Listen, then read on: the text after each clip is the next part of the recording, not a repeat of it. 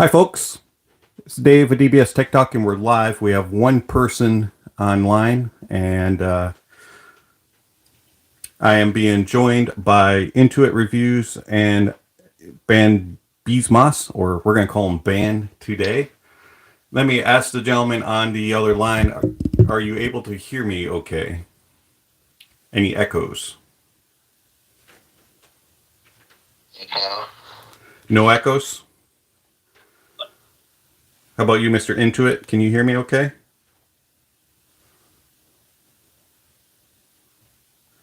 Can hear you. I might be a little bit lagged though, but we'll just deal with it. You might be a little lagged. What we have Okay. to do. I don't know though. Like, can he just use something like OBS and like put the output into the mic Not and at then this just time. enable the microphone on Discord? I think it works. Not at this time. We're not able to do that, so unfortunately, we'll just have to deal with the situation. Unfortunately, Yeah, I want to test that. Deal with the situation, unfortunately. Or like make it a recording OBS and make OBS recording Discord and then try if the voice got output to the stream. That can be a way using Discord widgets and stuff. we will try it next time. So, anyways, I see that we have Daniel Call, however you pronounce that name, on the line. Let me fix my camera here. I bumped it. There we go. That's better. Put my microphone down a little bit so I'm not blocking my face. So how is everybody doing today? This fine early Saturday morning for some, late afternoon for some, and midday for others.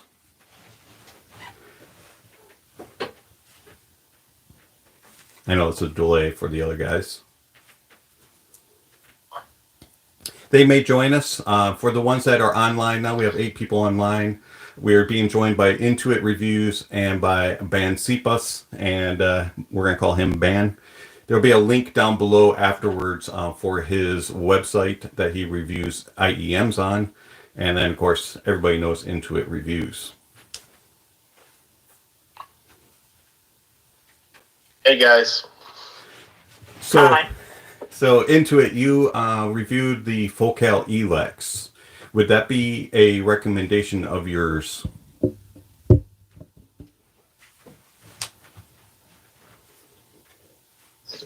I think yes is the correct answer here. I do like the headphone. I think that it's a very good like all-around headphone. And the issues I have with it aren't issues that I think a lot of people would have. My main issues are the timbre of it is a bit off for me, and it kind of has a focal tone to it. When you say focal, But if you like focals, I think it's a good headphone that anyone would like.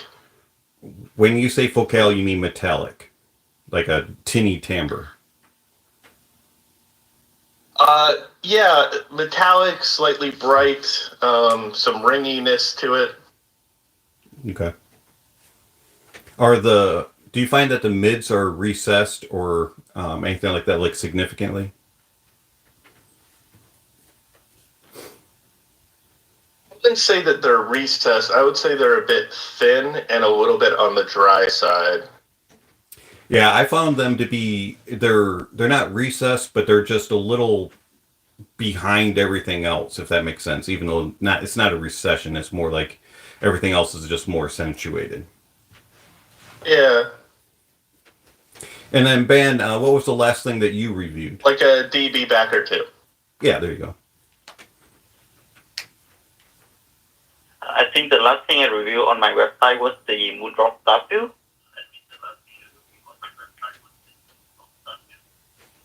I'm sorry, he dropped out real bad there.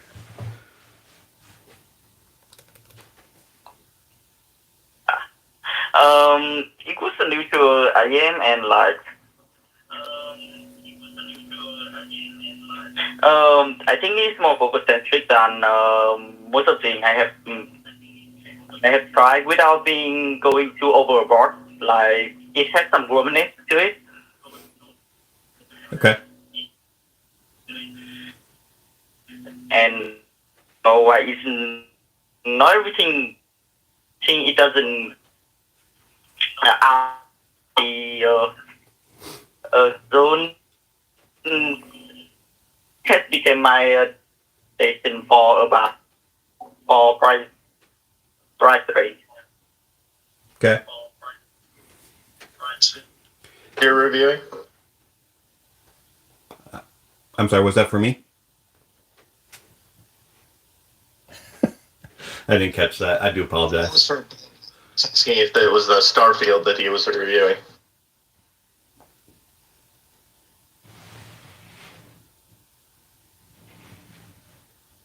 I think it was the Starfield that he was reviewing. And we are having problems with the microphone for him, so I'm actually going to, no offense, but I'm going to mute him until we can get our microphone fixed.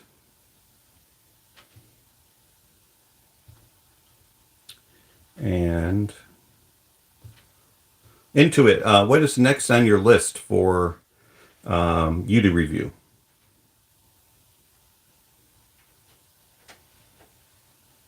Next on my list, I think, is going to be I'm looking at the Denon 1600 NE,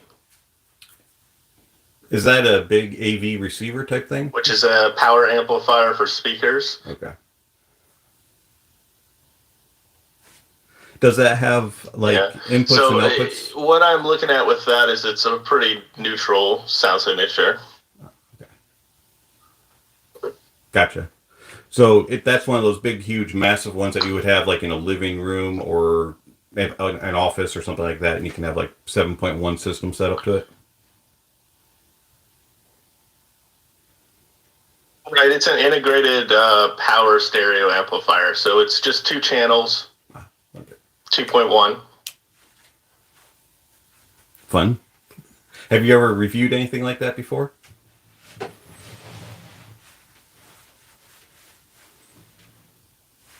Man, there's quite the lag. Not yet for my channel per se. I mean, I have a lot of integrated stereo amplifiers. Okay. So I have like a Sprout 100, for example, and a Gold Note PS10, or PA10. Gold Note PS10. Oh, somebody needs to turn their microphone down. Or PA10. Hang on. PS10. Something's Somebody going. needs to turn their microphone down. Or PA10. Bear with me a minute.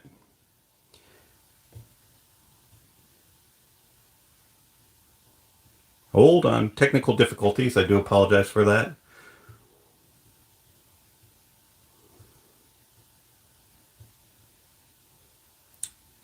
Why is it doing that? We are trying a new microphone system if anybody's curious. And so the Bluetooth device, if you watch any of our previous ones, kept disconnecting real bad. And so I decided to try using my Chromebook instead for the microphone, but it's not working so well so far. So we're going to break out the old Bluetooth speaker. So bear with me one moment while we transition.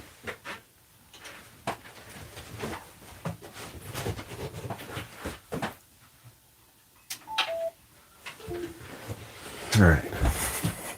Give me a second.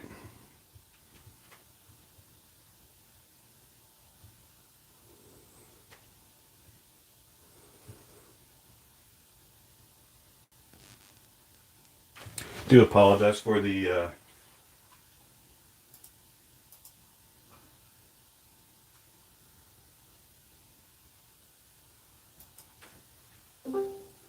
let's see if we're connected here. Battery 100%. Connected to DBS KMR8RUR.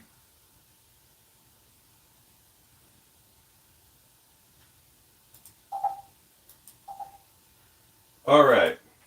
Can everybody hear me talking again on Discord?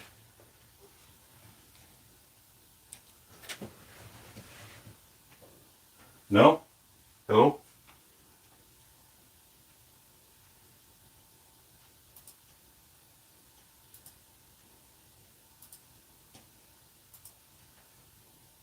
Hello? Can everybody hear me on Discord?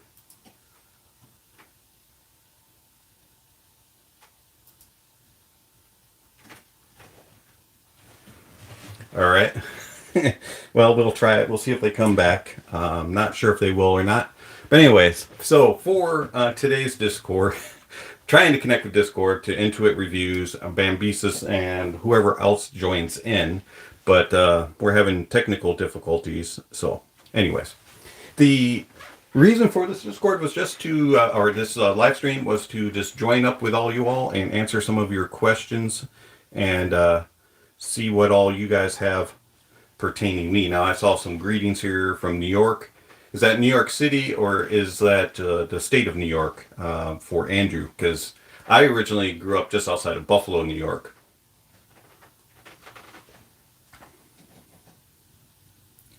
Yes, Intuit, temperamental for sure. I gotta love it.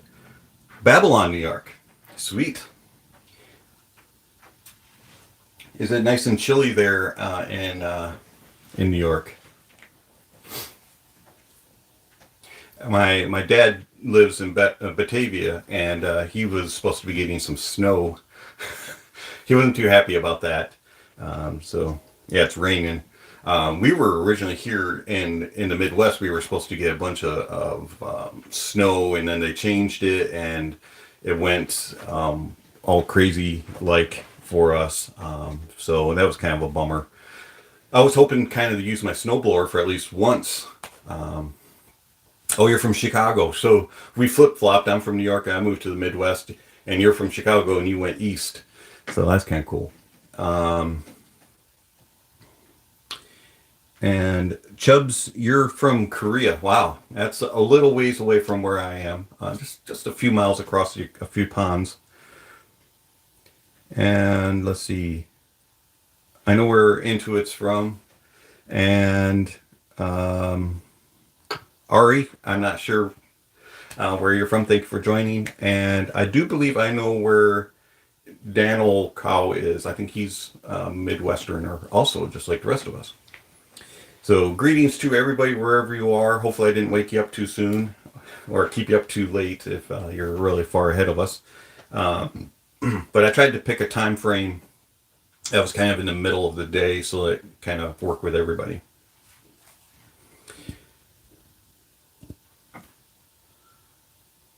Yeah, I've always wanted to go to Korea. It just seems like a really beautiful country and just a very unique culture to go around. That's one of my bucket list places to visit. And Sweden. Wow, that's that's a ways up there also. That's a long ways up. So is it cold there in Sweden, or have you guys started to get out of your cold season yet? I'm just curious. Vietnam. Yeah. Ban is from Vietnam. So I do apologize. It doesn't seem to be, it's connected, but it's not playing the sound here. I'm not exactly sure what's going on. Let's try this one more time. I am not muted. And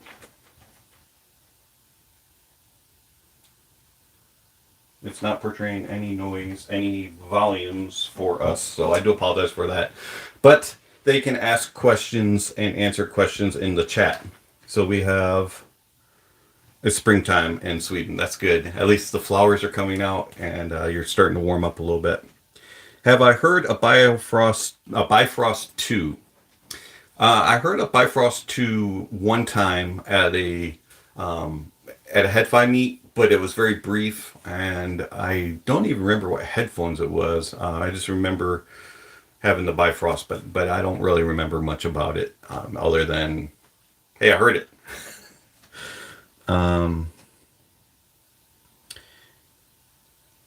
Using the 789 as the amp. So you think that it's a big jump from a BF1? What is BF1 short for? I'm sorry, my brain's not awake yet. You can type quickly into it. That's good. All right. That's good. Bifrost 1. Oh, okay. Um, like, how much of a significant difference are you talking? Is it like light and day, or is it just kind of minuscule in details and clarity?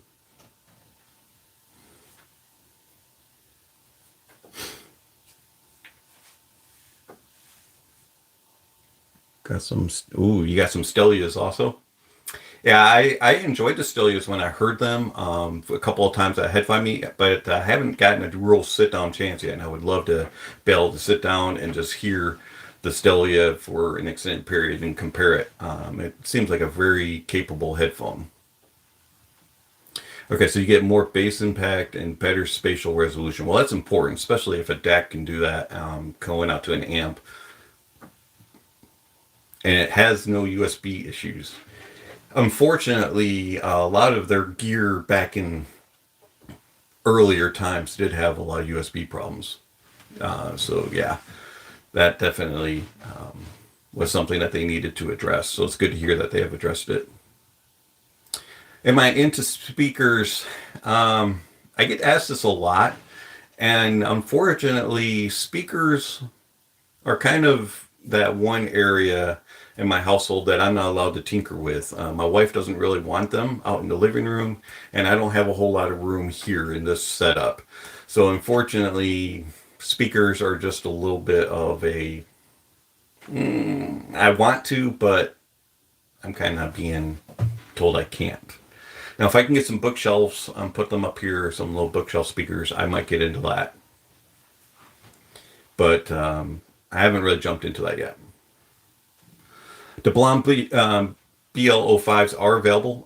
They are available for pre-order, and I'm looking into getting one of those. They interest me. The design change and some of the different. Hopefully, they made some improvements on that driver and enhanced it just a little bit more. So I'm curious about that. Looks like they're running about $42 to $43, depending on if you get no mic or mic. So yeah, I'm looking at getting a BL05.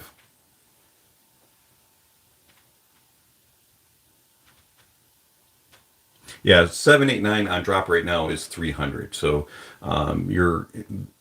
that's a good price point. If you can get a used one, a good quality one, also somewhere in about the 225, 250 range on eBay, and some of the other forums and stuff. So if you can get a good deal on a good quality used one, you can get it for almost for the same price as new now. So the price is definitely coming down.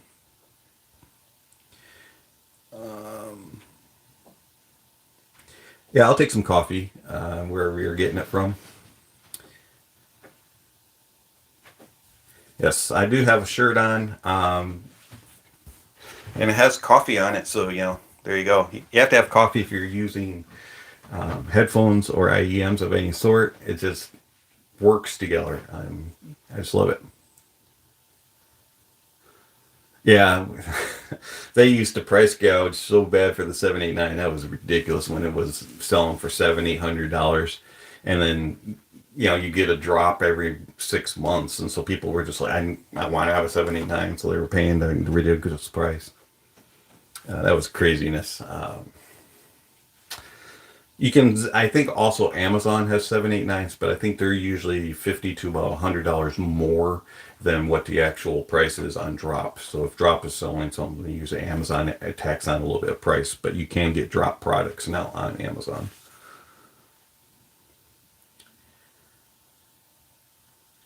Are speakers to compromise? Well, if you're referring to a compromise with my wife, yeah, probably. I don't know what it is yet, though. I have to work that one out with her. Trader Joe's French roast. I have actually only had Trader Joe's Colombian. I've never tried their French roast. I don't have any Trader Joe's around where I live anymore. When we moved, we moved away from all the big cities, and I lost my Trader Joe's. I'm really disappointed. I have to drive probably close to 100 miles to get to the closest Trader Joe's. What are your thoughts on rolling tubes? Well, I'm not really a tube guy. Unfortunately, I have two quote-unquote tube amps. I have the CTH, and farther behind me here, the APPJ PA1502A. And I haven't really done many tubes with it, honestly. With the APPJ, I did a few more tube rollings than I did with the other stuff, but I just found the tube, hey, I like the sound of this, and I stuck with it. I haven't really played around with it. Now, if I got something like a Dark Voice or one of those Tor Audio fancy ones, something like that, I might do more tube rolling, but I haven't really done much so far. It's not that I think it's a really cool thing, and it can definitely change the sound of it, but I haven't tried anything. Have you heard of T60 RP Argon? I have not, and that is something that I've actually been contacting Mod House about. So hopefully we will be able to work something out in regards to that. Yes, Intuit has been trying to get me into, like these thousands of dollar Manly tube amps, and I would love it. Maybe Manly will send it to me. There you go. Send them a message into it, see if they'll send me theirs. But yeah, tubes interest me. I just haven't really explored that route much. There's some guys on Discord. If you check out my Discord, you'll be able to talk with them about tubes. They love tubes. Okay, so Intuit is going to send a message to Manly and see if they can send me over one of their nice high dollar priced amplifiers. We'll keep those fingers crossed there. E-stats, yay or nay? I haven't had one in-house. Now, Intuit has one, and Farcel the Wizard has one, and I know that they both love their 98X from Koss. I've only heard Stax and a couple other brands. I can't remember the one. The one was shocking me in the ears because it was starting to, it had a misfire inside, and that was dangerous. But E-stats do something unique. Now, I don't think E-stats are ready for IEMs yet. I think that technology still needs some redesigning and some better, just more time to work out the bugs. But as far as over ears, they do a very good job with details and clarity and just overall dynamics. So yeah, I think E-stats, if you're willing to pay the price tag for them and for the Energizer, yeah, it's an interesting road to go down. But it's kind of like anything else in the audio world. Once you get in the rabbit hole, it can get very expensive very quickly. And so it's just one of those holes I haven't gone down yet. Yeah, Intuit says yay for him. Let's see. IEMs, they haven't been anything that, yeah, they're not amazing yet for IEMs with these stats.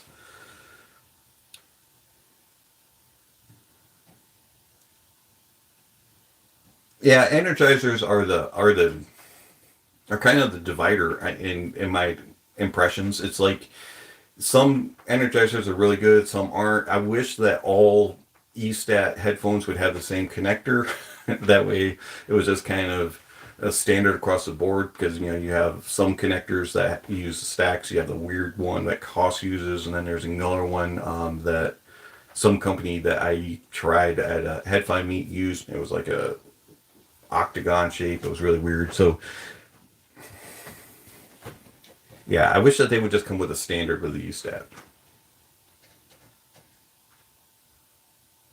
Do I have an absolute favorite IEM? Yes, I actually do. And that's the ADV M51D Advanced Sound M51D. That's currently my all-time favorite IEM that I have reviewed and heard and that I will be purchasing. It just has a smoothness and a clarity about it, and just gives you all the details without being aggressive. And that's more the sound that I prefer on an IEM. I put forth a question on my community channel where I asked, do you have a different preference in sound signature for a headphone versus an IEM? And I most definitely do. And if you heard the M51D, you would know.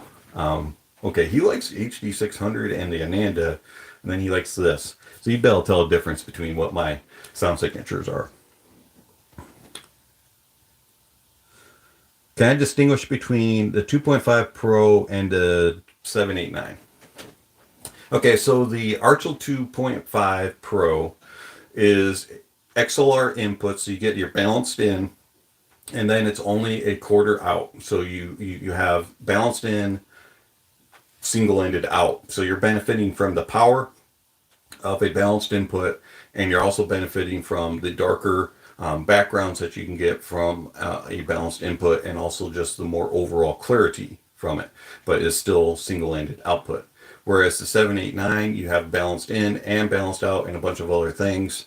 The major differences between the two is the THX technology that's in the 789 will make things sound a little more sterile, a little bit more cold, and it can be a little bit on the boring side at times with certain headphones, and you also have more power. Let's see. Also, price difference. Even though now that the 789 is dropping down slightly, the difference isn't quite as much. Depending on what your need is, both are highly recommended. I loved both of them, but for me, the 789 offers more. That's the reason why I go with that. It's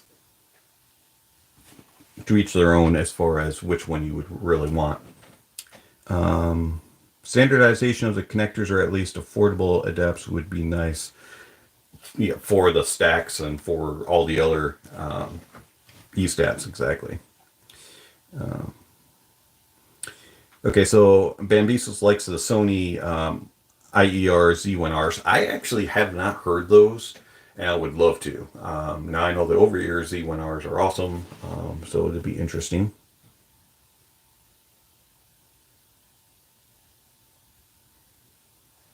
What's my favorite DAC? My favorite DAC currently is actually the Grace Design S-DAC Balance. I love the Archel, or no, I'm sorry, not the Archel, the Enog 2 Pro from Geshelli, and it does a lot of things good. It has a lot of more options, whereas the S-DAC is just USB in and XLR out. I mean, it's very simple, but to me, the S-DAC Balanced has a little bit smoother of a sound and extends a little bit better, whereas the Enog tends to be a little bit more on the cold and analytical side. So for me, it's just a preference of which one's a little bit smoother.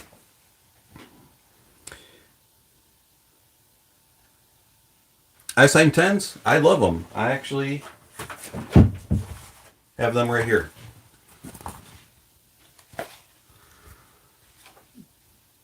So the Audeze iSign 10s, they're a completely unique, just interesting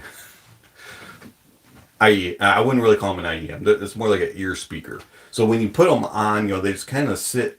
They don't really go into the ear canal much or anything. Like, they just kind of sit on your ear, and they sound extremely open. You have to get a good quality tip and seal with them, though. If they're just kind of floating, the bass will sound very muddy and the treble won't come through. But if you can get that angle on them and you can get it to fit in your ear just enough, and you get just enough of a seal, they will produce an amazing speaker-like sound signature. I love them.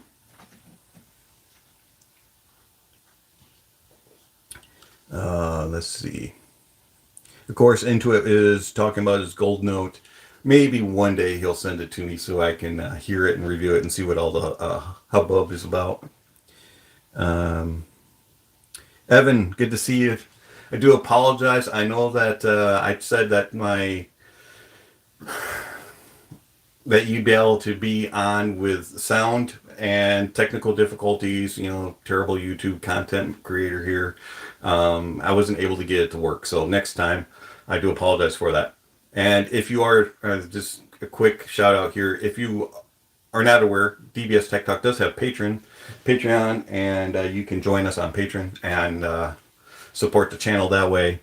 And if I ever become a good content creator, you might be able to join as a patron on live streams. Sorry, Evan, I do apologize for that. All right, so to make up for it, Evan, we will do a one-on-one conversation later. If you're up for it. There you go. What tips do I use with the iSign 10? I actually used the stock tip, but I got the revised version. So they revised them, and then my ears are small, but I find that I have to use the actual large tip. It's all tangled up. I have to use the large tip on the iSign with the large bore, and that seems to fit better. It's expands just enough. So that's the tip that I use. I do use the stock ones. I tried various third-party tips, and either they didn't fit the bore because it's massively huge on here. So it's really hard to get a third-party tip to fit on, and then the monoprice ones just kept sliding off. So I didn't like that. And there's another brand that you can use. I can't remember now, but I just found that the expensive ones from Audize actually, hey, go figure, their product works the best.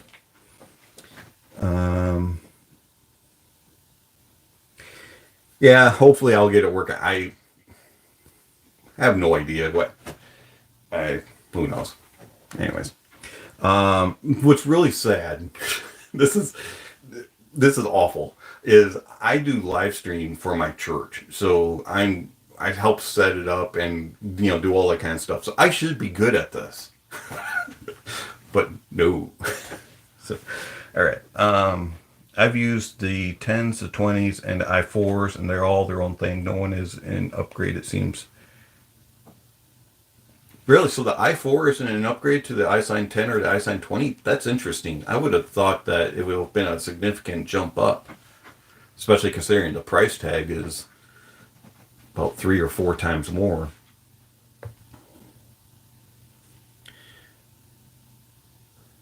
Yeah, spin fits were, I tried those on the iSign and they just it didn't work.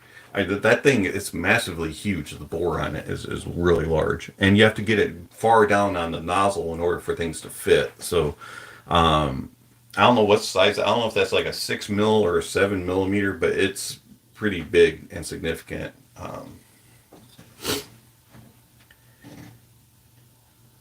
I've used the only in detail is the difference. That's interesting. I would have thought that you would get more bass and more treble extensions and things like that. But if it's only, and it's probably minute in the detail clarity. What is my main amplifier, Randy asks? Well, my main amplifier right now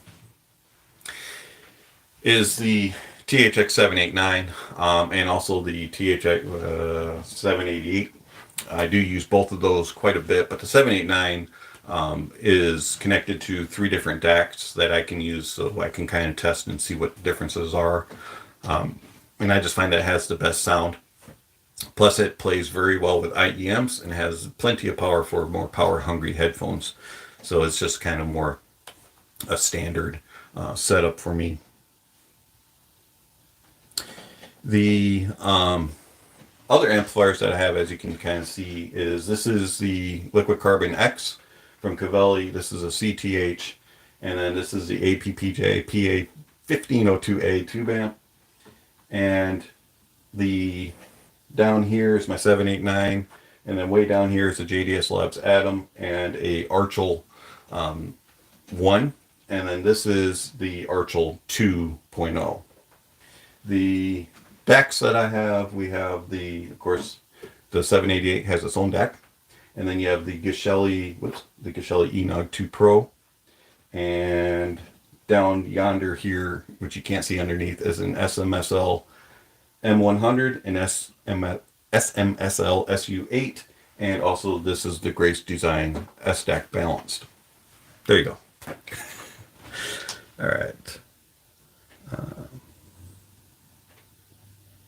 you really want to try, but most of your audio journey goes with you going outside.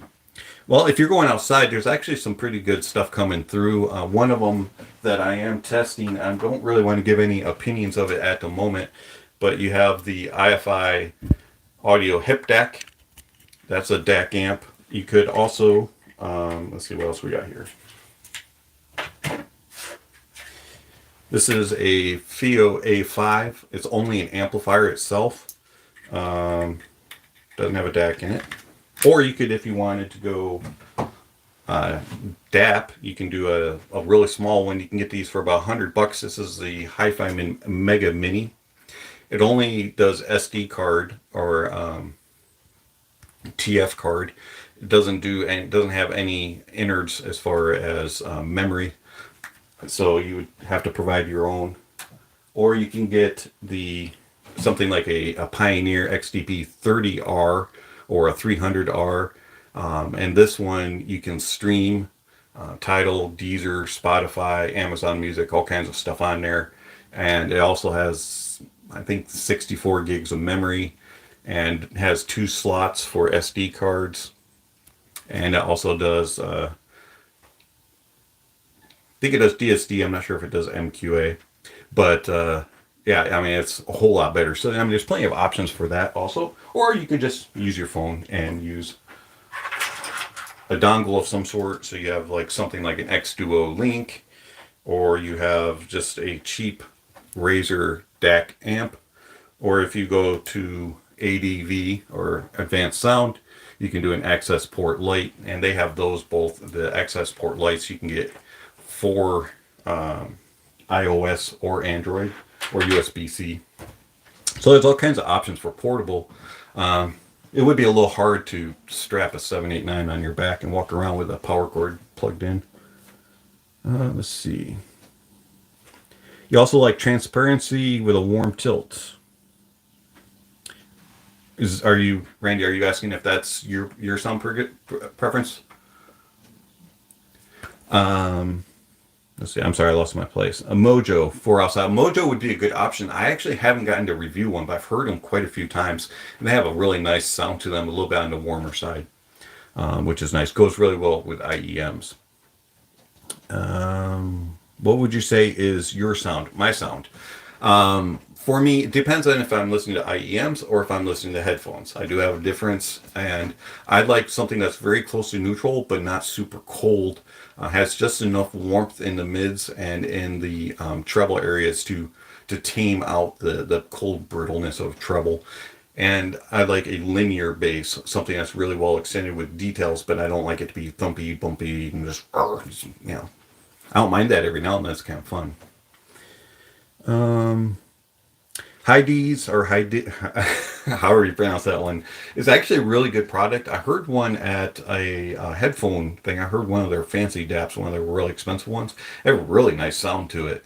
The UI seemed a little clunky for me. It just didn't seem as smooth. Like my Pioneer has a very smooth one. Oh, also I forgot another. Now, this on its own has some problems, okay? So this is the EchoBox Explorer. I do not recommend it if you're going to use it for streaming or anything online. But if you're just going to use it with an SD card with music on it, it has tremendously great sound. But it has some issues with streaming and everything. And it's a brick, so it's heavy and clunky, but it's pretty cool. But do not get it if you're going to be doing any streaming. It'll drive you nuts.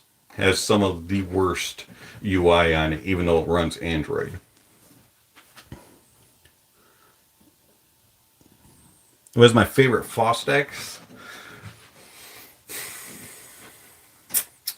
That's a good question. I do love Fostex T50s, mods. But I would probably have to go with the OO in Ebony. That just has a really clear sound with really good bass and details. I would say that is also a very good option. But my favorite of all these is my Vibrolabs.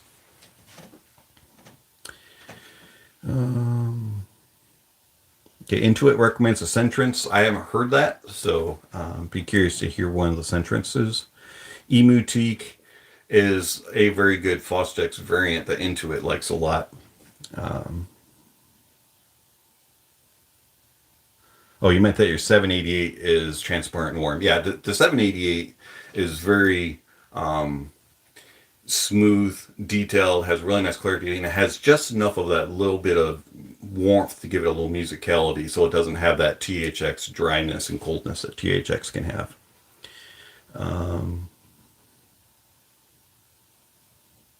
Yeah, the mahoganies you have, the mahogany and the ebonies are very similar. The ebony to me just seems a little bit smoother in the treble. That was about the only real difference that I heard between the two. They were extremely close. So, oh, you have a power bank in your pocket every day. There you go. You could connect your 789 with a power bank. Might have to have several power banks though. Let's see, Mr. Speaker's Alpha. Yeah. You mean like one of these? Except you probably have in the red. Mine's blue. I made it custom. Love that thing. How's that compared to the Argon? The Argon has bigger bass, a little more like boomier, thumpier bass sound to it, and the treble is more laid back. So you still get the details, and the soundstage is really massive for a closeback, but the treble is just more laid back and controlled on the Argon than it is on the Alpha. DeCounty Blue, I heard once. I don't really remember it too much. It was one of those I put it on, listened to one song, took them off. It kind of, to me, didn't sound much different than a Mayflower. That's just kind of the way it sounded to me. It was okay. The ZMFs. Well, I have one ZMF. I have the ZMF Classic over here, which is a T50.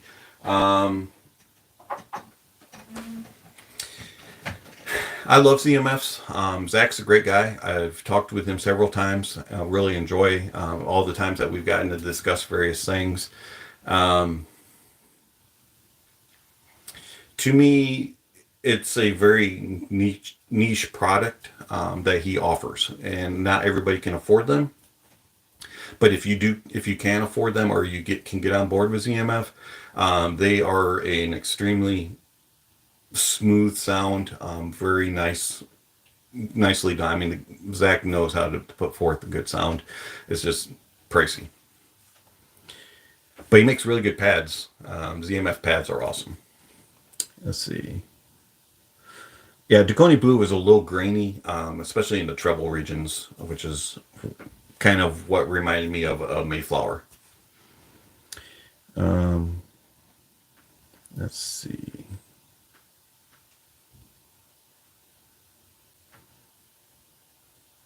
What did a good point? All right, let's see.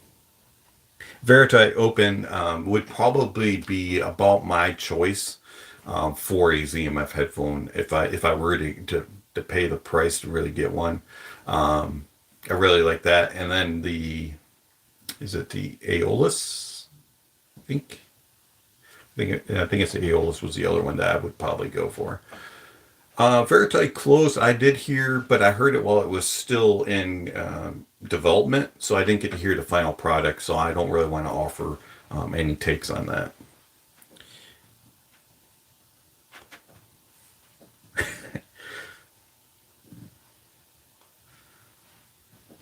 The other ones that I really enjoy, and again, I'm going to pretty much compare a closed back headphone to, is going to be the Mr. Speaker's Ether C.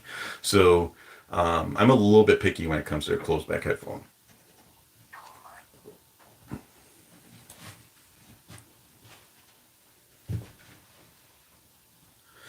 You could see yourself having a desktop amp while still occasionally using your DX160. Yeah, I mean, for me, I like having a desktop amp just because I can just sit down and plug, I don't have to worry about plugging in. It's already connected to my computer and I'm good to go. Whereas when I'm on the go, I can just pick up a DAP or my phone and a dongle and my IEM and just walk out the door. And I don't have to worry about having all these other cables and things like that. To me, it's just convenience to have both. Whereas I found that when I only was using my phone or a DAP, I always had to get out my cable, connect it, and do all this kind of stuff just to listen to music. And it was just easier just to have everything set up and use it at the desktop. And it's done with. Finished your mod on the Ether CX. Sound way better than stock. So what did you do to your CX that you modded them for? I'm curious.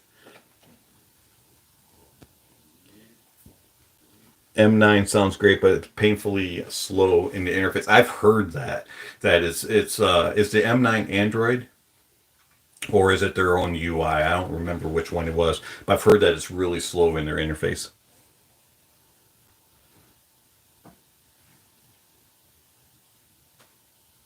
I find that a lot of dApps, especially ones that use stock Android or try to put their own UI over Android, tend to be really slow and sluggish. I don't know exactly what it is that's happening, but it's like not as smooth running as using a phone. I'd prefer you just make your own UI and just run with it. Something like Hi-Fi-Man does. And there was another one that I tried. Aswell and Kern, and a couple others that you just have your own UI and it just seems to flow better. M9 is Android, yeah. There's just something, I don't know what it is, but dApps with Android, straight Android, don't seem to be as flowy. Maybe it's because I'm comparing it to a phone that I use every day. I don't know.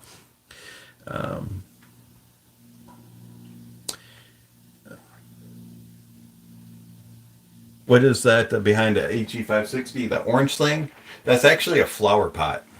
That my green thumb turned to brown thumb, and so yeah. So yeah. I can't even keep my grass green outside. So I mean, why did I expect to grow a plant on the inside?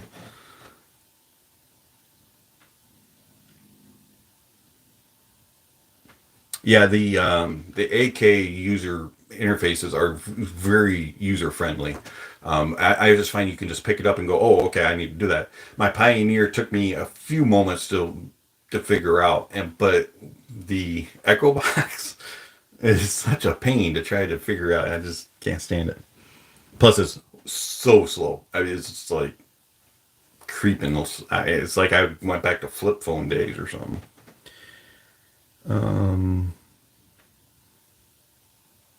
Yeah, it actually prevents you're talking about my 560.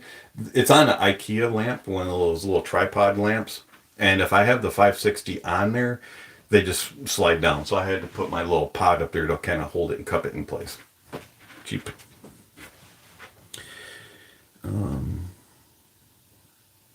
Growing planars is nice. I have found that since I started doing that, the 560 has just really it's just come alive. Just very musical and it's just the best headphone ever since. Kidding. All right, I love my 560 though.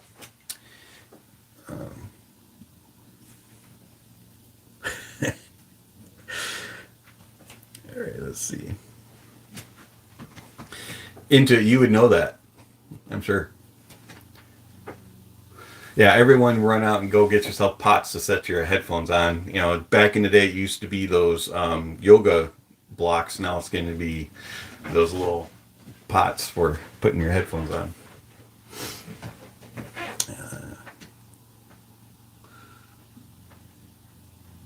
Okay, so he did 2-ply TP over the driver, a layer of woven cotton, 2 more sheets of 2-ply with a square out in the center. The 1-notch white felt tuning pieces, then a layer of non-slip draw linear final Ori pads. Wow, that's quite a bit to do to the CX. I'm really surprised. I hadn't heard too many people talk about modding the Ether CX. That's really, really strange. Did you just find it to be lacking in bass? Is that why you did this mod, or you couldn't get happy with with the filters that were included in the CX. I'm really confused there. What do you think of DSD? Into it, I knew this question was going to come up. You can start laughing now. So DSD and MQA. I'm pretty much now this is just an opinion. I'm pretty much a 24-192 guy. I think that's about the limit of what yours can do and what portray. And I'm content with what I hear out of that setting on my computer and on my music and coming from my DACs. But when I do listen to DSD and MQA, you do hear slight differences when the gear can provide it. So for example, if you have an IFI hip DAC or an IFI Pro iCan, something like that, yes, you can hear differences very subtly. I mean, it's a very small, minuscule amount, in my opinion, compared to FLAC or PCM. There's just a small amount, and for me it just isn't warranted to pay for all the expense of obtaining it. If gear comes along for me to review, sure, but I'm not going to go out and buy things specifically for that purpose. And that's just me. I have my computer locked at 24-192 because some of my DACs are limited to that, and so that way everything just plays at 24-192. And my ears are happy, and I don't really feel like I lose anything. Okay, so Intuit wants a kit, so maybe we can get a kit from Daniel Call to send out so that whoever wants to mod their CX, he'll have something on Discord, he said, and you guys can put all together your CX mods and see how it sounds. Now, he does a lot of T50 mods, so I trust his ears. He does a pretty good job, so we'll see what he did with the CX. Okay, let's see. Felt the treble had a really odd timbre in stock mode, kind of one note and steely. Staging I found was pretty poor. They sound really smooth now as well, but not too laid back.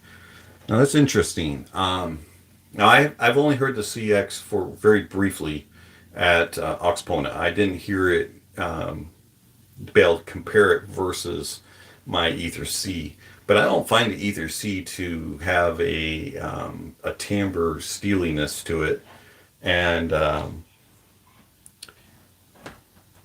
what was the other? The staging you found to be poor. I don't find the staging to be poor on my Ether C. So maybe there is a significant difference between the two.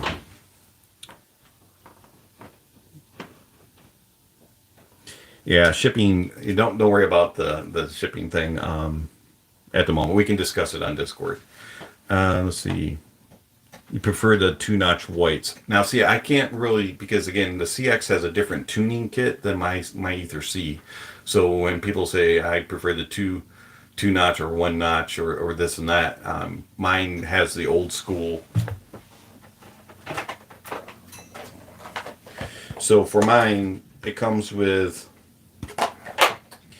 I have these which go against the driver and they're really thin, and then there's another pair that's white that's thick like that, and then I have 2 sets of these type that go inside the cup, not against the driver, so it goes inside the cup, and you have black and white, so it's a lot different than what you guys have with the CX. So I'd be curious to see if I can ever get a CX in and do a comparison and see if I prefer one or the other. But yeah, I love my Ether C. I haven't done any mods other than I put I got some Mr. Speakers angles. That's the only thing.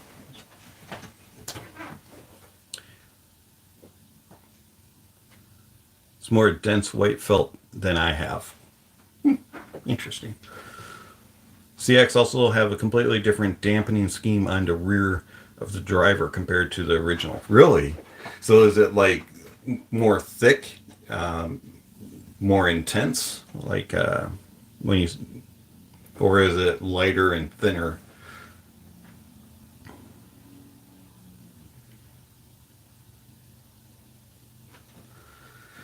Well, I don't think Dave Clark would send you any pads. I think the person that you actually need to reach out to would be Dan Clark into it.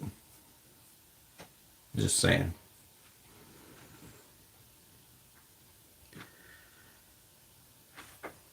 So that'd be interesting if I could get a CX in house or not. That would be interesting. But yeah, I do like my angled pads. If you haven't tried angled pads yet, that would it changes things a little bit different.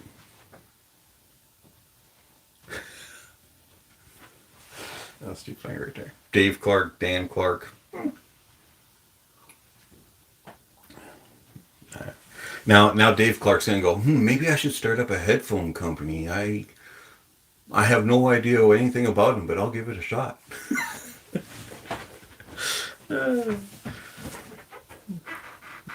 next big thing in audio will be Dave Clark Audio. It'll be a gentleman named Dave and a gentleman named Clark, and they started a company. That's how it'll work. All right, anyways. Wow. So, anyways, I guess I will talk about this just a little bit. So the IFI hip deck, has anybody got to try one yet?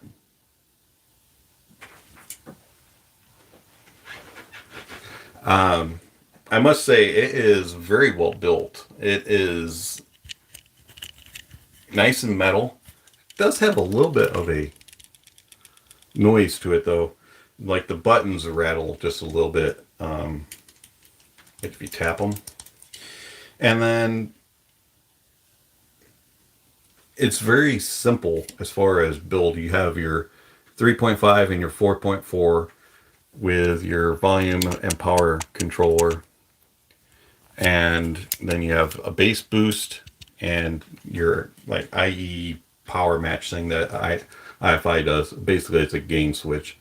And then on the back, you have your USB, so you can plug it into a phone or PC. And then USB-C, which is nice. And I don't want to give a full sound impressions on it because I'm still, I've only had it for about a day when they sent it over. But that, yeah, it's got the high res sticker on it, so it's got to be good. And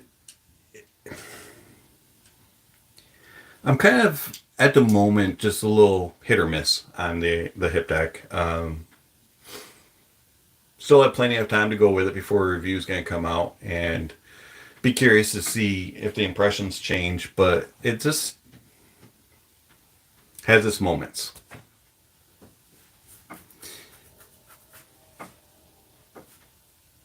Well, of course, he has high res for everything. I mean, that's back in the day when they used to stick high res stickers on everything. It was like, oh, this is what you need, and now it's kind of like the meme. It's kind of funny.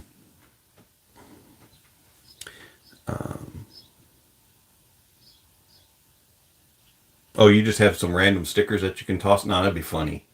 Just peel off one of these high-res stickers and put it on something that doesn't go that far. That'd be funny.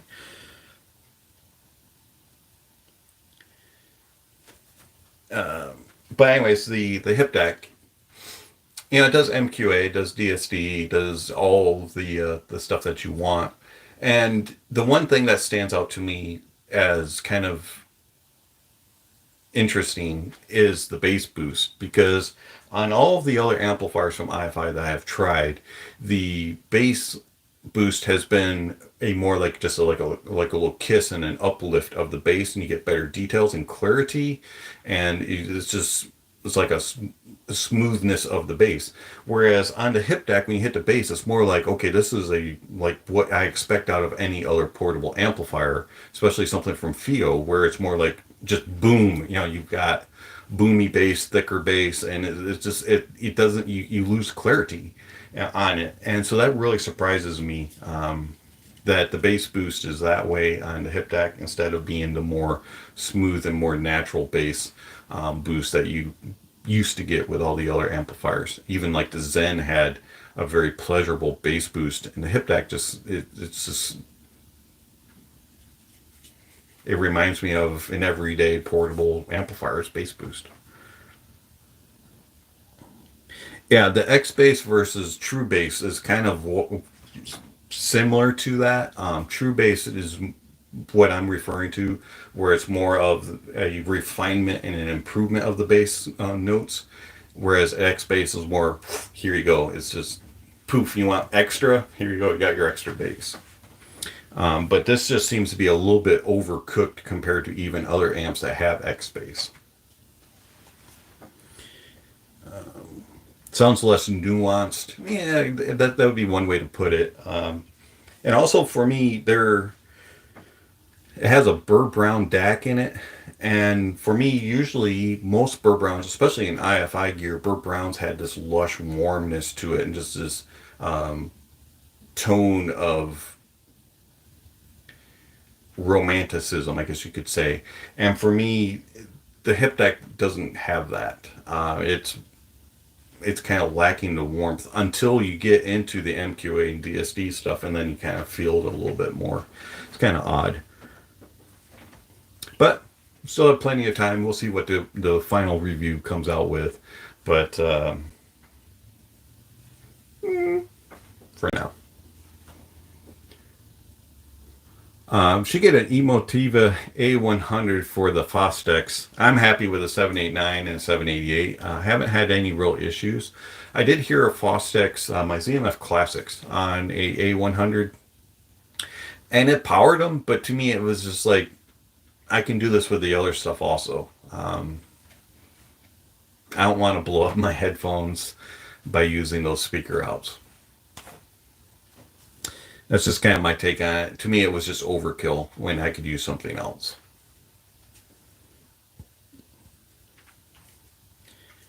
I have found that, especially on IEMs and on some planars, you can overpower them real easy. You'll get a lot of distortion, and then it'll end up hurting your driver. And so I'm a little cautious on that. Yeah, more power is something that is overhyped a lot, unfortunately. A lot of people say you have to have a lot of power, you have to have a lot of power. And there's a difference between current and volt and watt, and you have to be careful on that. You can really, unfortunately, do some serious damage to drivers by overpowering with the wrong gear. Yeah, 3 watts. I would say 3 watts to 4 watts is about what you need on a T50, depending on what the dampening is on the inside. You start getting way up there. I don't even use high gain on the 789 on a T50.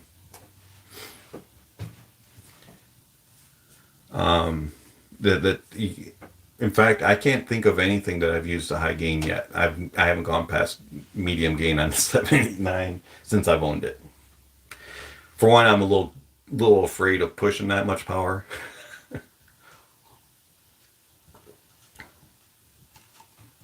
The HE560 was actually the first headphone that I listened to on the 789, and I thought for sure that would have to have highest gain. No, medium gain is fine for it. On the go note, there isn't a huge difference between 5 watts and 1 watt, but you do prefer the 5 with the Mark II argons. Is it because of the way that the current how that's a lot of difference in power? What do you mean by difference? I guess would be the way to ask that. There are 3 headphones that need a lot of power: Susvaros, the Abyss, yeah, the Abyss definitely, and the HE6, yeah, the HE6 for sure. Susvaros, they do take a lot of power, but they're not as insane as the Abyss and the AG6.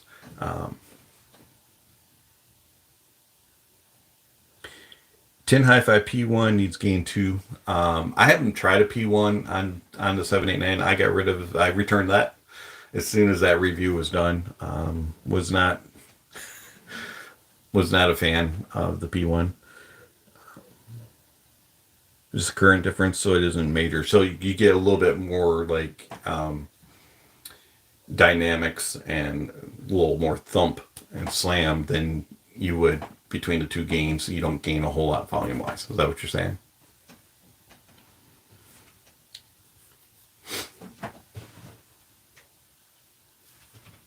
Harmonic richness. There you go. That's a technical term for it. Yeah, the P1. If they come out, have they come out with a revised version of the Tin Hi-Fi P1? If they revised it, I'd be curious to see if they fixed some of the issues that I had with it. The shouty upper, mid, and lower treble region, it was just too aggressive. If they can fix that, that might get me back into the P1 world.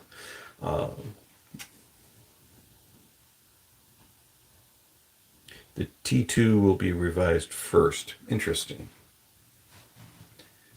Okay.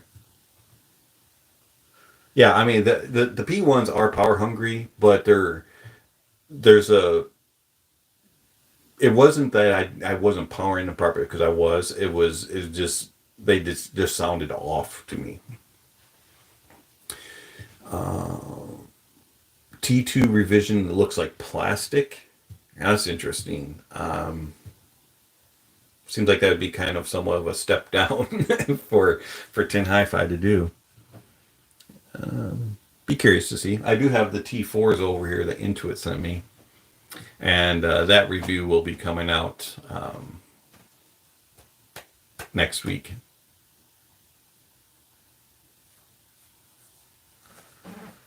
All right,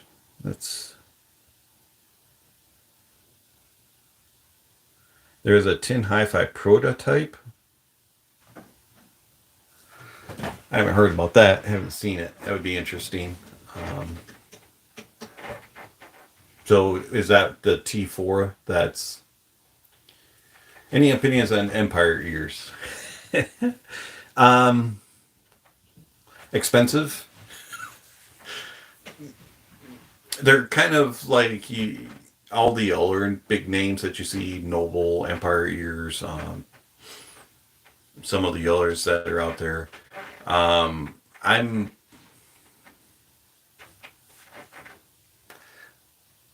They were okay. Depending on what model, you start getting into their base models versus their high-end models. I didn't really see now again, this is just random hearings. I didn't see a significant jump as far as sound signatures or sound quality in Empire ears. But where you saw it was like how the shells were made, how they felt, how they looked, how they fit in your ears, things like that. That seemed to climb the price more than the actual sound qualities that I was hearing. As far as actual what it sounded like to my ears, yeah, I would say it was... some of them had more of a mild V, some of them had a more aggressive V. What headphones am I looking forward to hear in the future? Well, I really want to get a Sennheiser 660S. I would love to get a 800 or an 800S in for review. Anything AKG, I'm kind of limited on that. I've had some interesting experiences with AKG, so I would like to try some of their higher end stuff.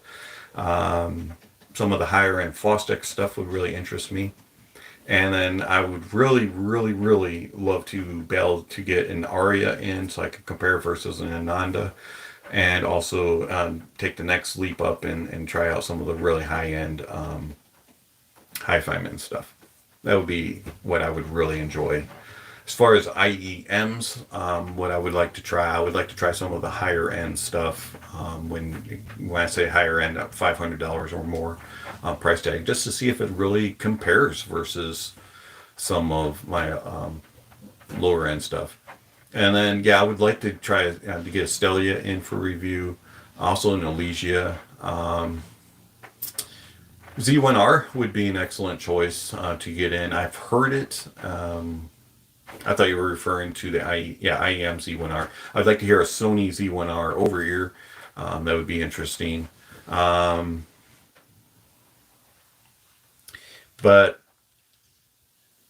that's about it. I mean, my list is quite big. I really should do a list for you guys so that you can all see what I'm interested in. That would be something. You think the Stellia is your favorite Focal? I thought the Elex was.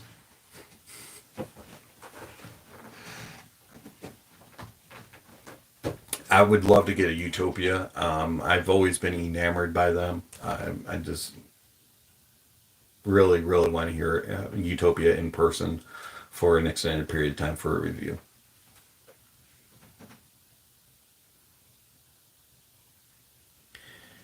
And what is Evan laughing at? You laughing at me? You laughing at my wish list?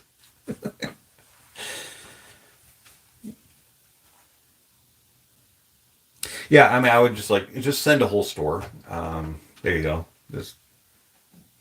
I should just move into, laughing at the Elex thing. You should just, build a store around me and just let me live in it, and then I can just go pick and choose every day what I want to hear that day. That would be awesome.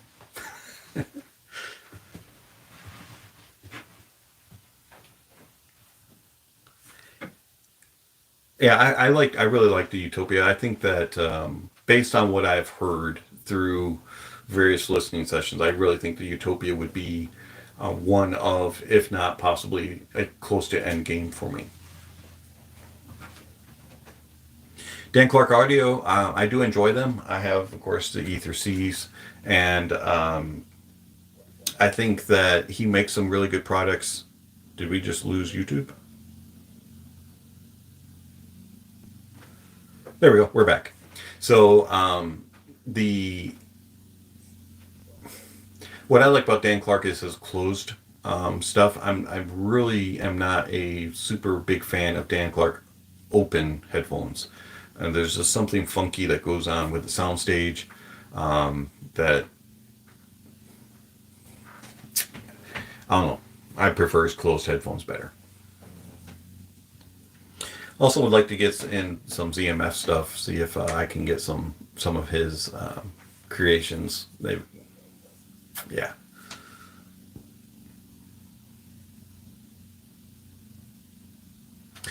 I don't remember exactly what I heard the Utopia on. I know that when I heard it at Oxpona 2 years ago, it was on the Focal amplifier thing that they make. Can't remember the name of it, the Urshay or however you pronounce that. And then I also heard it when I went to another Head-Fi meet, and I heard it on a big, huge, manly thing and a Macintosh, and those were awesome.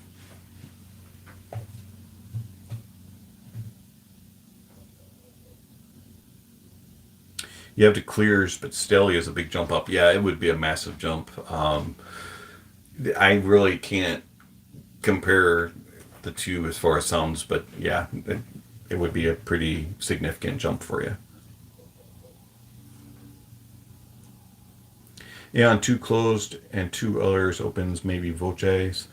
I found that the Aeon 2 closed versus the open. I actually prefer, believe it or not, in the Aeons, I prefer the open better. I found that the closed was a little shouty in the treble, but it did better details and clarity. It was just a little bit too aggressive. And that was one of the rare Mr. Speakers that I actually preferred an open over. As far as a Voce, I heard that at Oxpona. It was interesting. It could have been the song choice that I picked. It could have been the environment because it was very loud there out of Spona. But it was okay, and it did a lot of good stuff. It just didn't wow me. Like when I hear a Stax, I'm impressed by the details and the clarity that it provides and the way that it just envelops you. To me, the Voce just sounded like it was another headphone. It was different.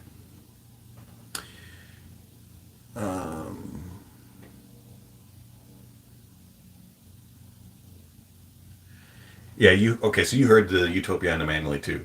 It's a very good sound, and I really enjoy it just because it was a different sound for a Focal that I had heard. As we have swapped some gear into it, you know that you and I, we like similar, but we do have some differences, and I think Utopia is one of them, where you and I are a little different. Yeah, it does have a lot of different color options on the Utopia. I like the silver and the black carbon fiber one, and then the cherry wood one was really awesome.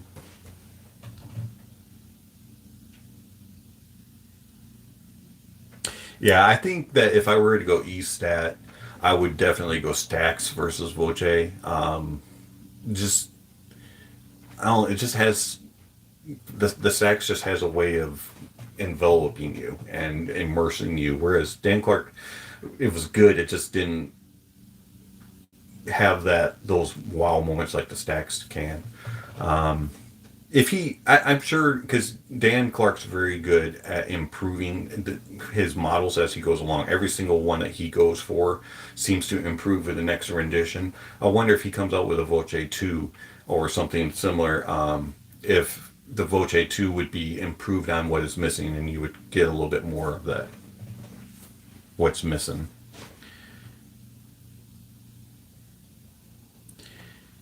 Yeah, I can imagine not too many people over in Vietnam would have that. It's more of an IEM type of setting over there versus headphones.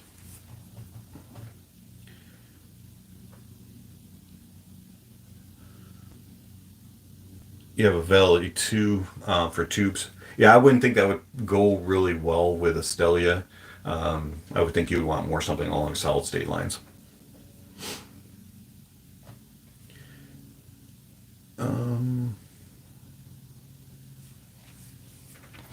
So I am curious. So I have the Tin Hi-Fi T4s and the TFZ number 3s to review. With all the people in chat, which one of those would you like to see me do first? Just curious. Give me a vote. T4 or number 3? Stelia goes great with a Hugo. Yeah, I could see that. It would have just enough warmth for it and a nice sweetness balance for the Stelia. Okay, so we got one vote for T4, one for number 3. I think Intuit's voting for number 3 because he's worried about what I'll say about the T4. Okay, there we go. We got a couple for T4. Yeah, had some fun with the T4s. I won't say. All right, if you're enjoying the stream, give it a thumbs up. If you're not, go ahead and give it a thumbs down, but I don't understand why you wouldn't be enjoying the stream. And also, if you haven't subscribed yet, go ahead and hit the subscription button. And then later on, once this posts on YouTube, you'll be able to check out the Patreon links and the PayPal links and the Discord links and all kinds of other good stuff. So check all that out. All right, so we have... Looks like we're going to be doing T4 next, as much as Intuit is going to be in the corner crying. All right. Intuit is about 5 subs away from 400. So can we get him past 400 today? That would be awesome. Go ahead and after this stream, check out his channel and subscribe. that would be awesome. And he would greatly appreciate that, I am sure.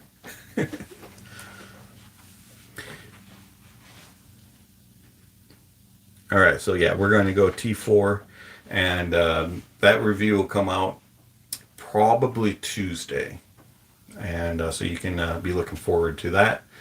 And then I do not have. I don't think I do. Yeah, all I have right now is IEMs to review. So we're going to be doing a little bit of run on IEMs.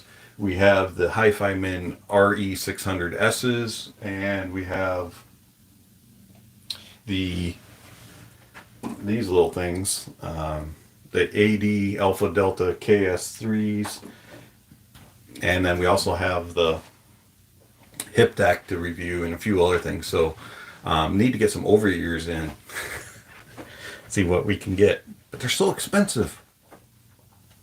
All right, let's see what we got. Measured again and was pretty shocked. Did explain why I feel weird though. You talking about the T4? You measured the T4? All right,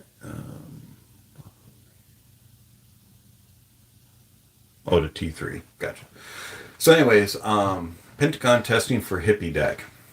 4.4 Pentagon. Gotcha.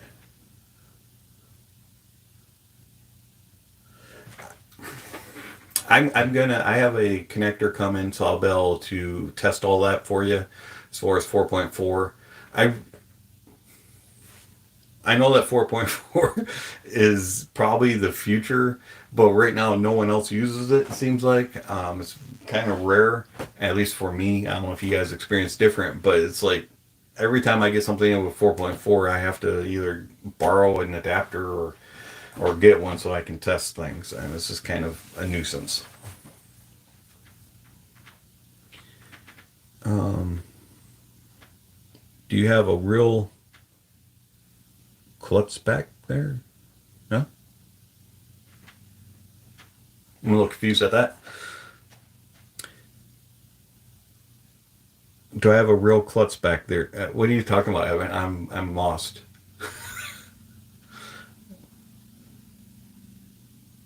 Yeah, you're all about 2.5. I'd rather it be 2.5, and then you can just use a connector or something like you can get from this, which is an XLR to 2.5. You can get it XLR to, you can get 2.5s going in. I mean, it's just easier to get a connector, but hey. As we were talking about earlier with stacks and the costs and the E-stats and everything, and everybody uses all these different connectors, just make a standard, people. Come on.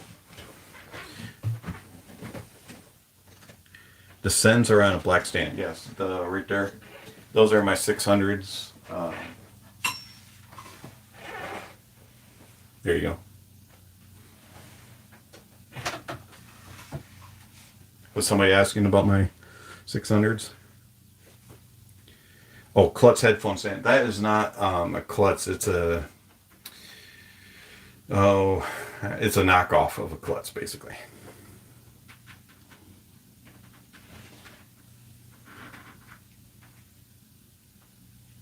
Yeah, it's a mini Klutz. It's a cheapie. It's got fake leather on it.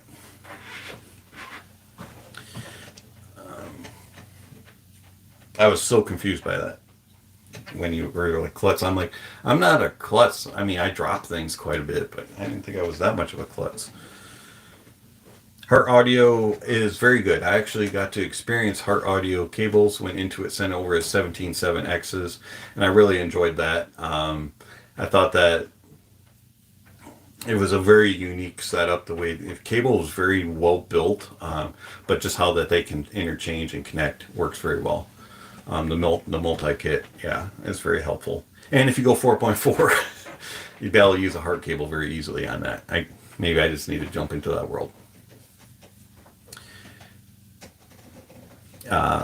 Other cables that have really, there's another one besides Heart that does that. I think it was iSign, but he kind of seems to have dropped off the the face of the earth as far as doing cables. He was kind of the one that kind of jump started that whole multi-kit thing. And there's another one that I saw just recently. I can't remember the name now. That did something similar also. If I can find the link, I'll put a link down below, but I'm not going to guarantee that I'll find it.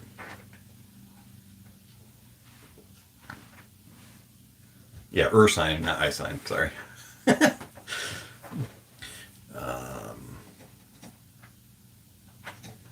As far as cables go, do you all in chat, do you all change out cables a lot? And do you do it for sonic reasons, or do you do it more for just aesthetics and feeling good and, you know, maybe having a certain connector? Just curious.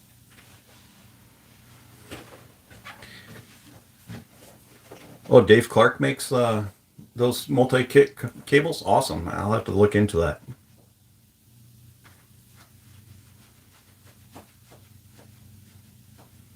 I actually more change cables for mainly for aesthetics and for getting a proper kit or connection type thing. I don't really do it for sounds. I know that some sonic differences can happen, but that's not usually the main reason why I change them.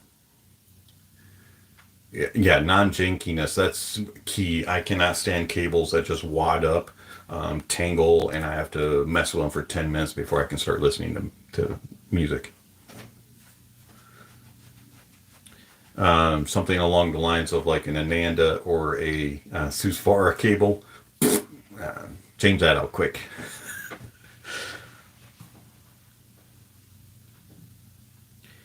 Yeah, I would agree that synergy can help with cables, or cables can help with synergy. Not awake yet. That does make a big difference. Sometimes if you go from copper or to silver or to a hybrid of two, definitely can make a difference. But I'm not going to spend a bazillion dollars on cables just to try to find the proper synergy.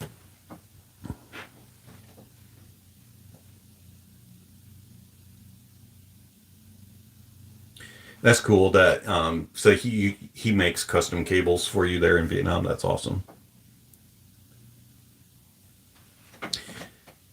I'm assuming it's Satin audio, not Satan.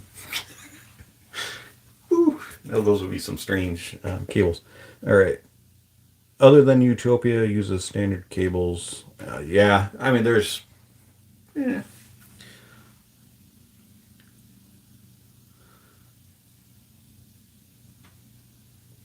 Cable budget is about $60. Yeah, I would, for the most part, normally if I replace a cable, it's either from going to be from like Periapp or, you know, a Heart cable or somebody like that. So it's going to be something in about $50 to $70 range. I'm not really big on spending hundreds of dollars on cables. Like when I went to Oxpona, they had a whole section of cables. And I remember so many people just pulling, hey, come over here, try this cable, check out this new cable. Thing's as thick as a snake, and it's heavier than your headphone. And it's just like, I don't know. And then you ask the price tag, you know, it's $1,500. And you're like, what? No, I'm sorry.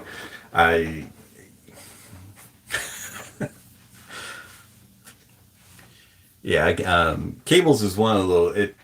There's a lot of snake oil when it comes to audiophile snake cables. And you get anything from power cables to headphone cables, IEM cable, to you name it, interconnects and all kinds of craziness. You can get a whole lot of snake oil, and you have to be really careful on that.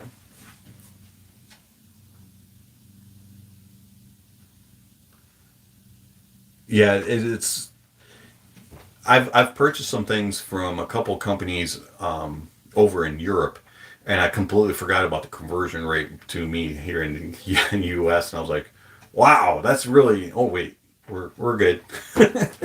So I can understand it being in reverse. Conversion rates are unique and can cause some problems for purchases.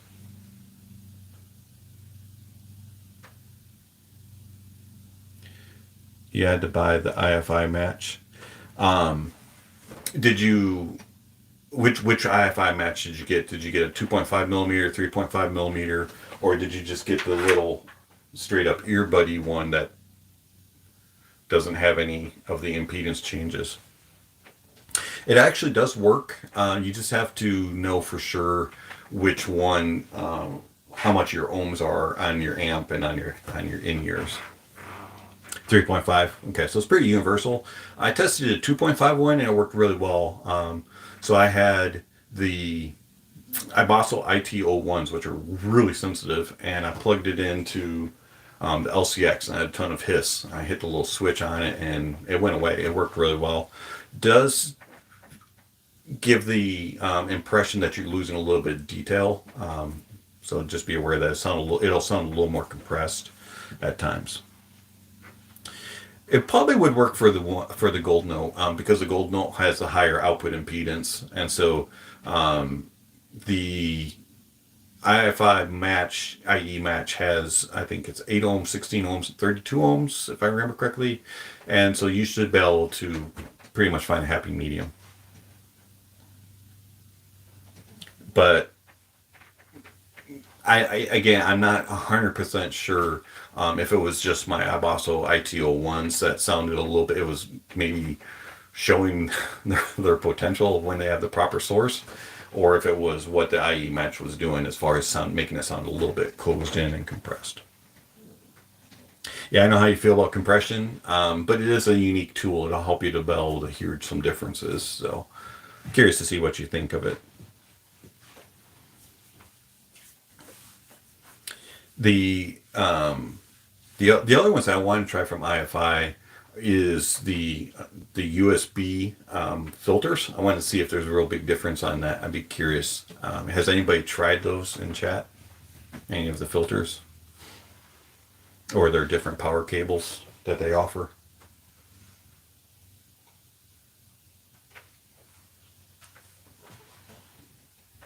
Because I've considered getting some of their different power cords, but they're like $50 for one. And I'm like, man, I can just, use the stock one that comes with most of my gear and not have to pay it.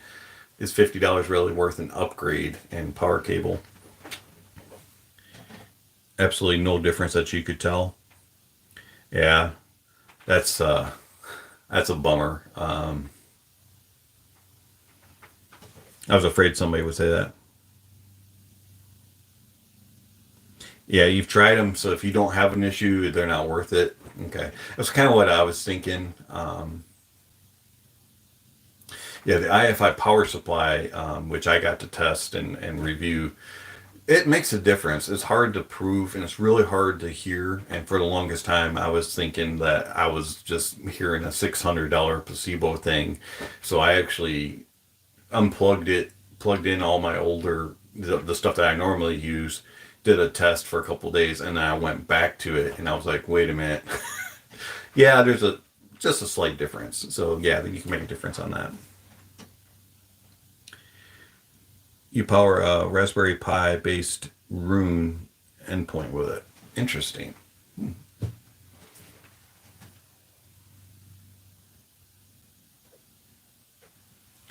Has anybody tried the big, massive, huge power conditioner from IFI besides me? Sorry, Andrew, I thought that was what you were referring to. Intuit, did you get to try that? I'm not sure. I can't remember.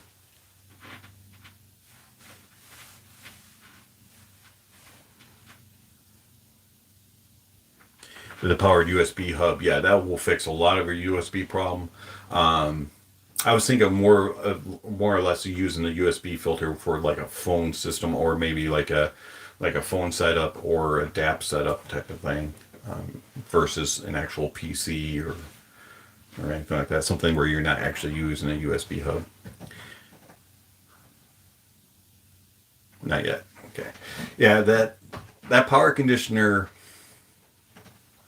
was interesting. I was glad I got to review that. I had some unique features about it that, for the most part, didn't apply to me, but at the same time, I could see why somebody would use it, especially if you're in end game, or you have a lot of high end speaker system type thing, and you don't want to have noise in your system, that would work really well. All right, well, I might have to get a couple of those power bricks and just give them a shot and see what, see if I hear a notice a difference on my LCX and CTH.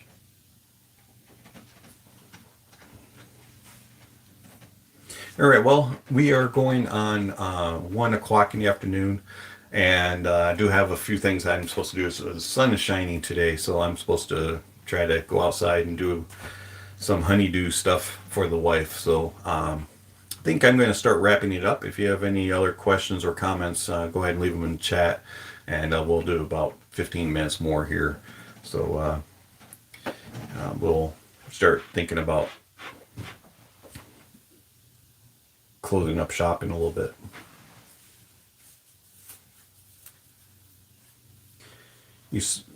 I said to buy an IEM back in the day.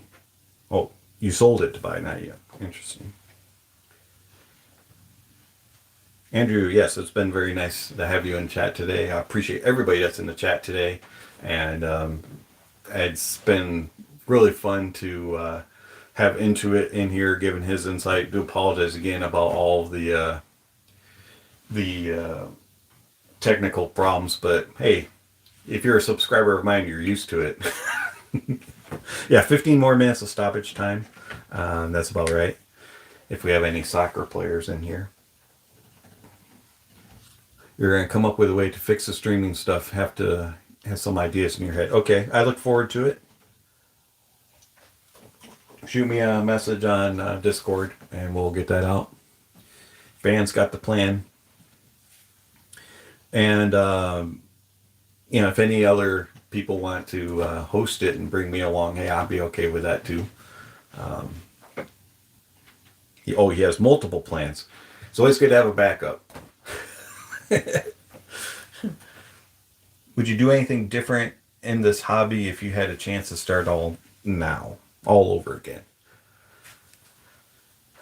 I think that I would probably not just go and just buy a bunch of random stuff to try. I would more research and learn more how to accurately determine what I was wanting to hear, and then just buy one big thing. But since I have a YouTube channel, a little different. Having a YouTube channel, would I do anything different? I'd get better doing technical stuff, not have so many flaws in my live streams. Things like that. Yeah, that'd be about the only thing I do different, because I really enjoy just talking with people and interacting and just having fun and just laughing. I like having friends, and you guys are my friends, and so that's what I enjoy. I would never change that. As far as everything else, no. Again, if I didn't have a YouTube channel, I probably would be a little more selective in what I purchase and just save up, and I would have just bought an Ananda from the beginning and been happy.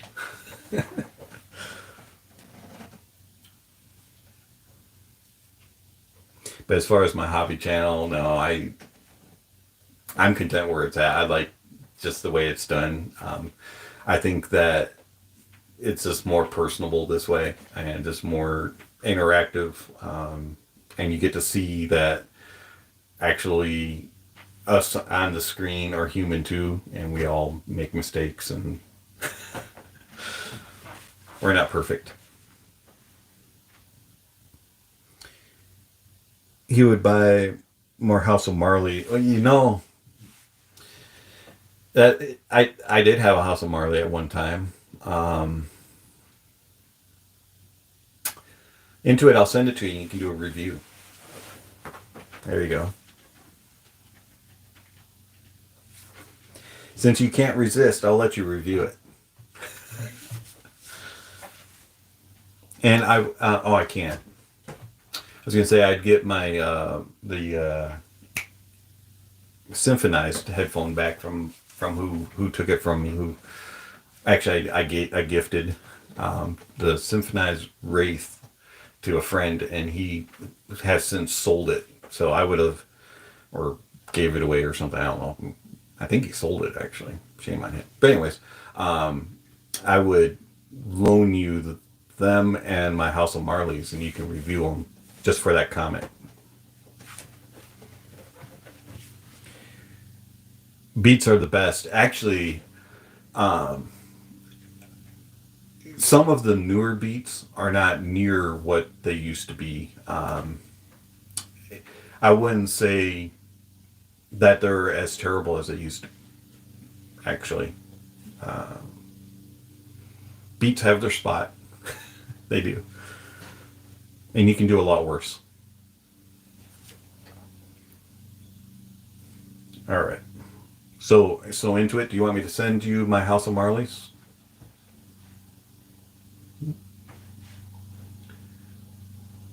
Come on. Oh, he's no longer responding. Look at that. He's worried about having to review the House of Marley's.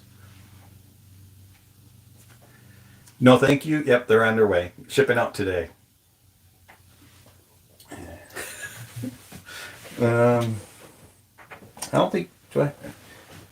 Oh, they're in a place I can't get to. I'll have to show them off sometime.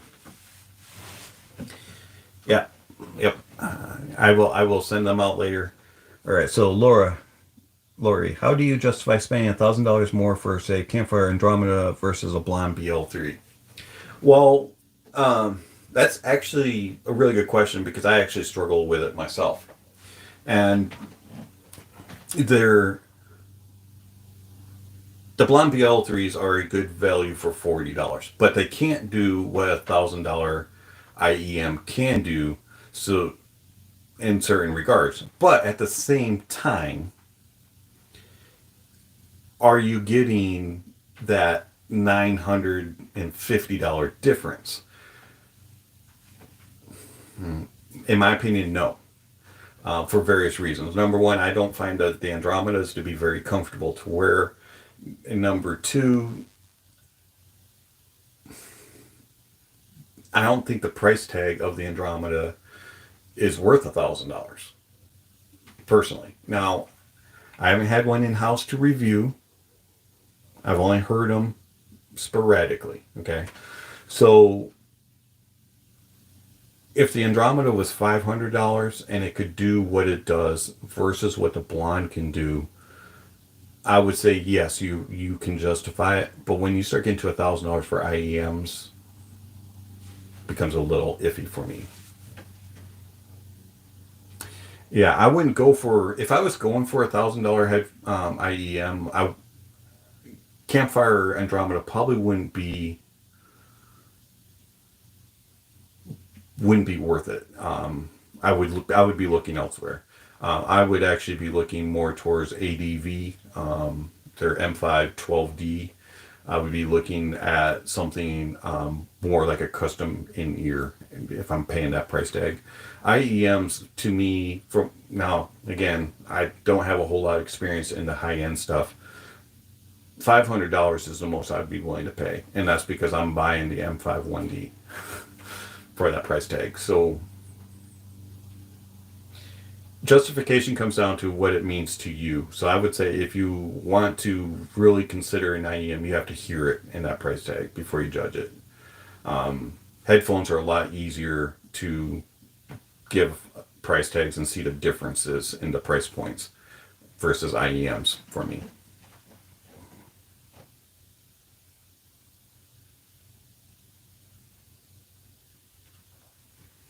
It's just, there's just too much that an IEM is limited to that makes it harder to be able to hear the significant differences versus headphones. Now, you may agree or disagree, but I think headphones are a lot easier to determine the differences.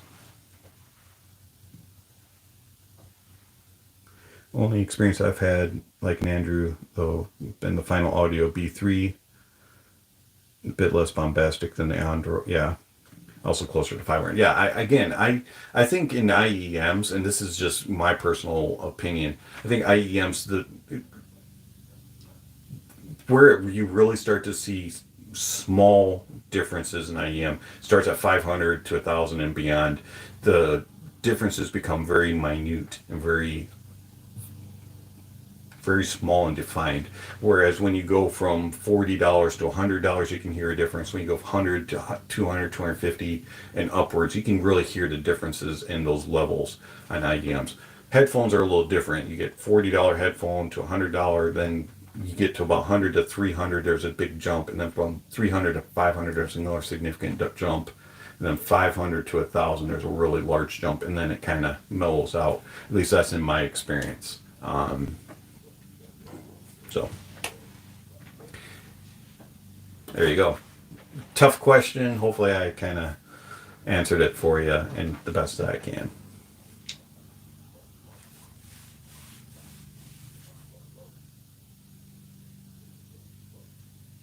Yeah, I mean, I've heard some really expensive IEMs and headphones themselves, both in the several $1,000s at headphone shows. And I'm like, how much do these cost? Nah. And then I've also heard some cheaper end stuff, and you're like, wow, and these are actually pretty good. So, yeah. You definitely, I recommend if you're looking at something in some at high value or even mid-fi level, if you have a chance to hear it first, definitely give it a run before you make a decision. It's really hard to make a blind choice on higher end gear and be totally content with it unless you know for sure certain that it's what you want. So anyways, we are at 1:15. I'm going to call it a day on the live stream. I appreciate everybody that joined. Thank you for the questions, and I do greatly appreciate it. And if you haven't already subscribed, hit the subscription button to both my channel and to Intuit's. There will be a link down below once this posts. And also, if you are interested in Patreon, PayPal, Discord, all that good stuff, there'll be links down below.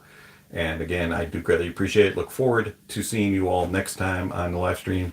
Thank you for joining me, and you're welcome for the time. Have a great one.